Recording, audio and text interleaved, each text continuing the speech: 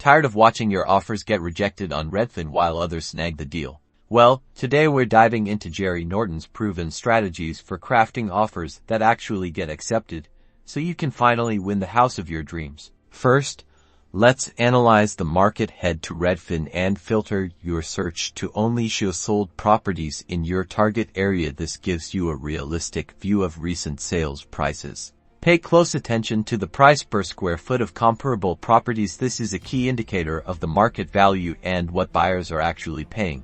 Now, create a simple spreadsheet to track this data. Input the addresses, square footage, sold prices, and calculate the price per square foot for at least 5 comparable properties. Then, calculate the average. Jerry Norton emphasizes offering strong, but not desperate aim to be competitive, but don't overpay significantly above the average. Don't forget to check the property history on Redfin. Look for price reductions or how long the property has been on the market. This can give you leverage in your offer.